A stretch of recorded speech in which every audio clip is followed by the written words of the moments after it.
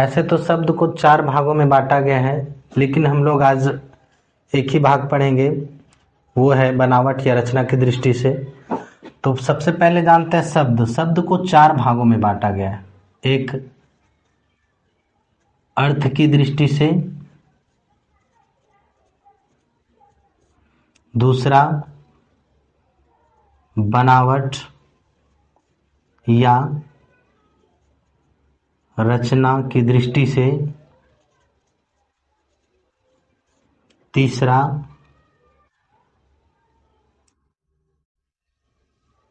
उत्पत्ति की दृष्टि से,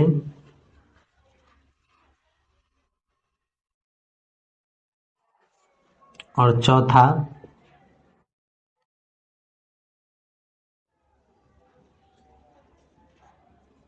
प्रयोग की दृष्टि से।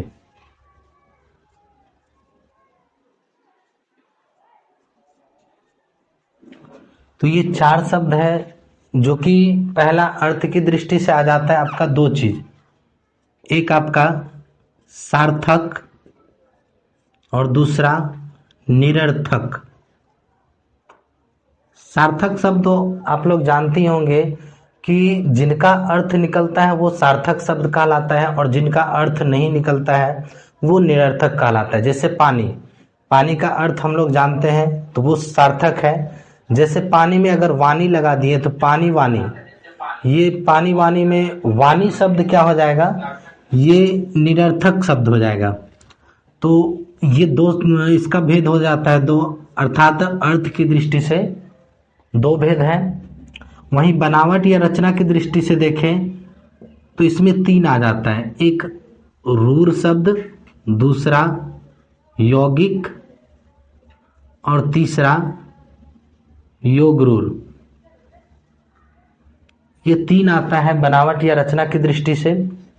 उसके बाद उत्पत्ति के आधार पर 4 भेद आ जाता है। पहला तत्सम, दूसरा तद्भव, तीसरा देशज और चौथा विदेशज। ये 4 भेद है इसका। और प्रयोग के आधार पर देखें तो यहाँ पर 2 भेद आता है। एक विकारी और दूसरा अविकारी। तो ये प्रयोग के आधार पर है। इसमें आपका विकारी शब्द में आ जाता है आपका संज्ञा, सर्वनाम, विशेषण, क्रिया। और अविकारी शब्द में आ जाता है आपका क्रिया विशेषण, समुच्चय बोधक। उसके बाद आपका आ जाता है वो क्रिया विशेषण। ये सब इसमें आ जाता है। तो हम लोग आज पढ़ेंगे बनावट या रचना की दृष्टि से। चलिए हम लोग जानते हैं बनावट या रचना की दृष्टि से, और इनके बारे में हम लोग पता करते हैं।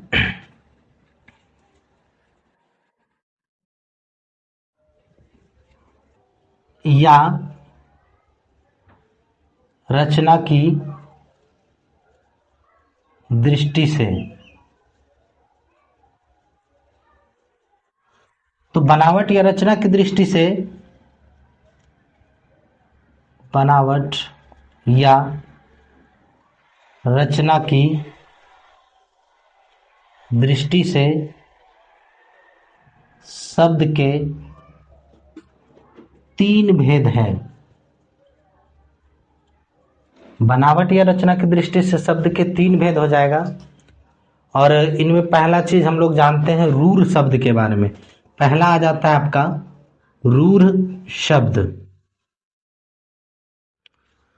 तो रूढ़ शब्द क्या है? रूढ़ शब्द एक तरफ से आप मानिए इसको हड्डी।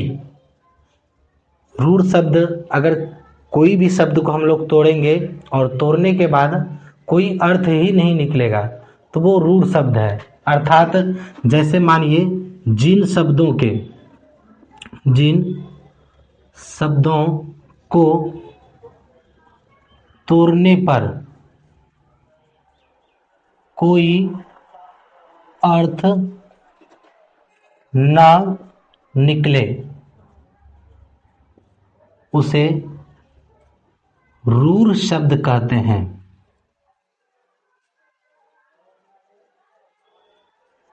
कोई भी शब्द जिनका कोई अर्थ ही नहीं निकलेगा तोड़ने के बाद, वो रूढ़ शब्द हो जाएगा। जैसे कल।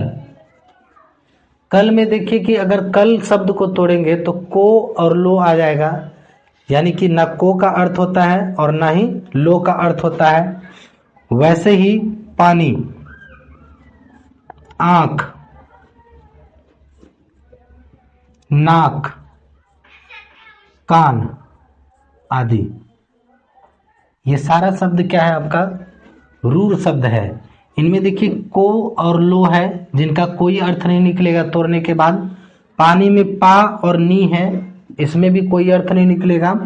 आंख में आ और खो है, इसमें भी कोई अर्थ नहीं निकलेगा। नाक में ना और को आ जाता है, जिसका कोई अर्थ नहीं है। तो ये आपका बनावट या रचना की दृष्टि से शब्द के तीन भेदों में से पहला रूढ़ शब्द। और रूढ़ शब्द हम लोग जान चुके हैं कि वे शब्द जिनका तोड़ने पर कोई अर्थ नहीं निकलता है। तो दूसरा इसका है आपका यौगिक।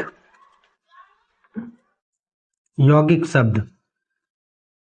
यौगिक शब्द क्या है? यौगिक शब्द वे शब्द हैं जिनके सभी अर्थ क्या होते हैं? सार्थक होते हैं। अर्थात इनको तोड़ने के बाद दोनों साइड या फिर कितना भी शब्द आ जाए, इसमें सभी शब्द सार्थक होते हैं। जैसे मानिए कि जिन शब्दों के अर्थ सार्थक होते हैं, जैसे इनमें जैसे लेते हैं देवदूत। यहां हम लोग देखते हैं कि देवदूत शब्द में देव और दूत दो अर्थ है और दोनों का यहाँ मीनिंग है, यानी कि अर्थ निकल रहा है। और वैसे ही हम लोग लेते हैं देवालय। देव और आलय, ईश्वर और घर, ये दोनों अर्थ निकलता है इसमें। वैसे ही विद्यालय लेते हैं आदि। ये सारा शब्द क्या है आपका? यौगिक शब्द है। अर्थात यौगिक शब्द वे होते हैं जिनके सभी अर्थ सार्थक होते हैं और इनको तोड़ने के बाद इनमें अर्थ निकलना ही निकलना होता है। तो यहाँ पर तीसरा भेद देखते हैं, योगरूढ़ आ जाता है। यानी तीसरा भेद योगरूढ़ है। और योगरूढ़ शब्द वे हैं जो साधारण अर्थ को छोड़कर एक विशेष अर्थ ग्रहण करता है। हम लोग जानते हैं कि एक समास आता है जिनमें बहुब्रीहि समास देखते हैं, सेम वैसा ही इसमें भी है। यानी कि वे शब्द जो साधारण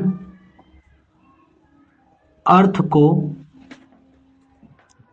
छोड़ विशेष अर्थ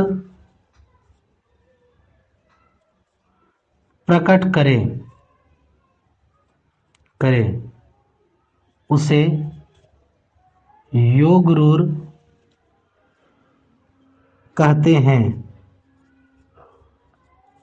हैं। तो योगरूढ़ शब्द वे हैं जो साधारण अर्थ को छोड़कर एक विशेष अर्थ प्रकट करता है। जैसे में पंकज, हम जानते हैं कि पंकज कमल को बोला जाता है। तो ये लिखे हैं हम पंकज, लेकिन इसका जो है मुख्य शब्द है कमल। तो ये विशेष अर्थ प्रकट करके यहाँ पर पंकज लाया गया है। वैसे वीणा पानी, ये वीणा पानी हम लोग जानते हैं कि सरस्वती माँ को बोला जाता है। तो ये सरस्वती का ही एक विशेष शब्द है वीणा पानी। वैसे हम लोग और भी उदाहरण ले सकते हैं। चतुरानंद, ये ब्रह्मा जी को बोला जाता है। चार है आनंद जिसके, अर्थात ब्रह्मा जी। तो ये आपका हो गया ब्रह्मा जी। उसके बाद आपका चक्रपाणी, ये विष्णु जी हो गया। तो ये योगरूढ़ का उदाहरण है। तो बनावट या रचना या व्युत्पत्ति या रचना की दृष्टि से शब्द के तीन भेद हम लोगों ने जाना। पहला रूढ़, जिसको तोड़ने के बाद कोई अर्थ नहीं निकलता है। और दूसरा आपका हो गया योगरूढ़, सॉरी यौगिक। तो यौगिक शब्द वे हैं जिनको तोड़ने के बाद सारा अर्थ क्या है इसका सार्थक होता है। और तीसरा आपका योगरूढ़ था, और योगरूढ़ शब्द में जाना कि विशेष अर्थ प्रकट करने वाला होता है, अर्थात कोई भी शब्द हो जिसमें विशेष अर्थ प्रकट करता हो, अर्थात नाम बदल के, जैसे स्कूल का नाम कुछ और होता है और हम लोग घर का नाम कुछ और रखते हैं, वैसे ही आपका इसमें योगरूढ़ आ जाता है। तो ये बनावट या रचना की दृष्टि से शब्दों के 3 भेद हम लोगों ने आज जाना। चलिए अगले वीडियो में मिलते हैं।